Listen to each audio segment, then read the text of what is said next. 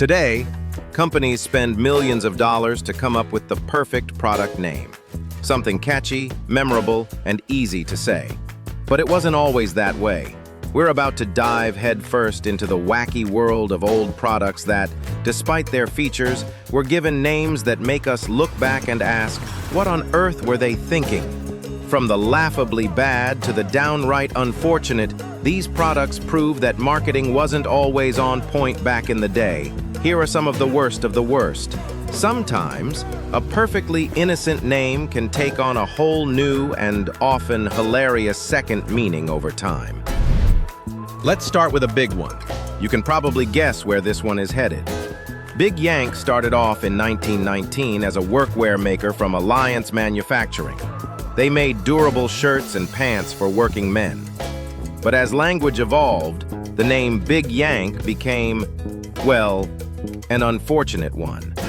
And as if the name wasn't bad enough, Big Yank really blew it when they released a poster for Father's Day advertising their leisure wear slacks.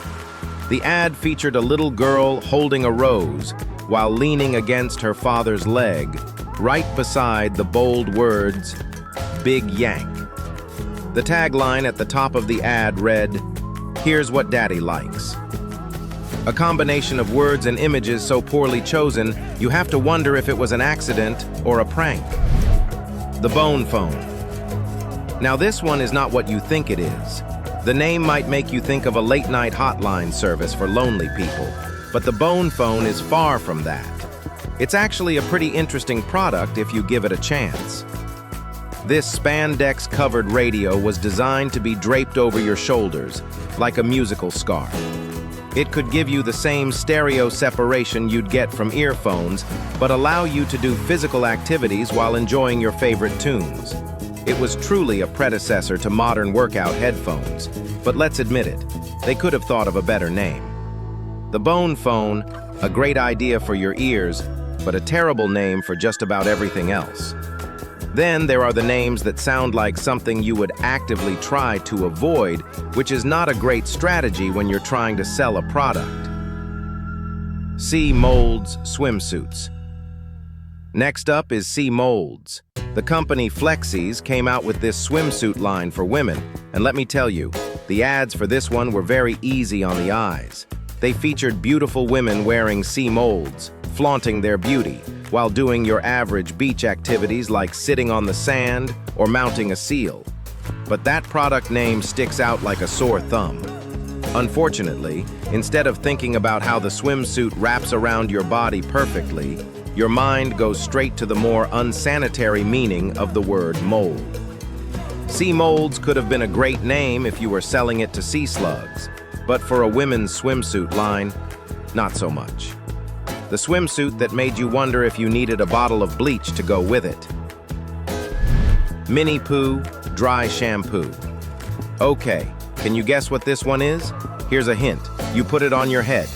Yes, if you can't wash your hair with water, you can use Mini-Poo dry shampoo for all your hair cleaning needs. You just spray a little bit of the poo on your head, and you're good as new.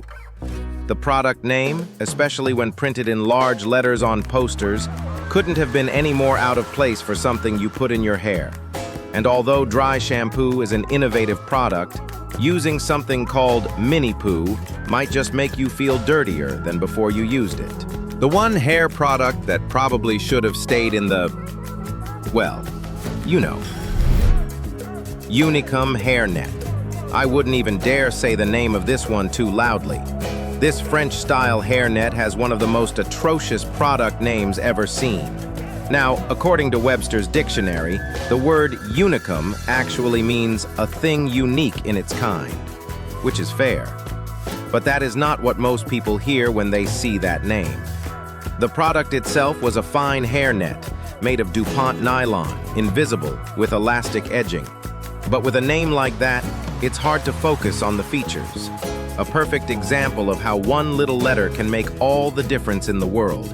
And finally, we have the names that are so on the nose, you have to wonder if the marketing department was just having a laugh. Macho Cologne. The company Fabergé came out with their Macho line of cologne, deodorant, and soap in the 70s. And by the sound of it, you can tell that this was made for men. But by the looks of it, you could think otherwise. While the ads themselves are harmless, the macho cologne bottle design is bound to make your imagination run wild. Let's just say the bottle's design was very confident. A little too confident, perhaps, for the man's man to grab and spray on himself, that's for sure. The cologne that promised to make you more manly if you were brave enough to hold it. Spanky Pants. Now let's sneak a peek at women's drawers. The company Carter's made underwear for girls called Spanky Pants. The copy on the ad claims that the underwear is so smooth, but with a name like that, I wouldn't bet on it. Seriously, what was Carter's thinking, calling underwear for young girls Spanky Pants? Unless you're into that kind of thing, it's hard to believe that the name would appeal to people, much less to the young girls who would be wearing them. The underwear that sounds less like a comfortable garment and more like a punishment. AIDS candy. This last one is just unlucky rather than it is unfortunate.